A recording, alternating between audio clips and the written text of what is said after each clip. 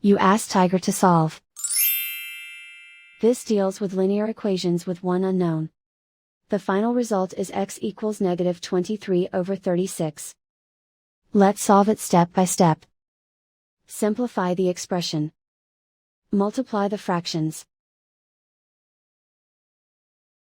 Break up the fraction.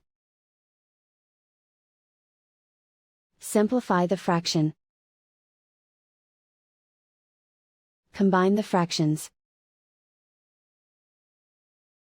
Combine the numerators.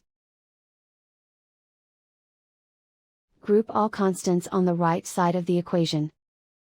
Add 1/4 to both sides. Combine the fractions. Combine the numerators. Reduce the zero numerator. Simplify the arithmetic. Find the lowest common denominator. Multiply the denominators.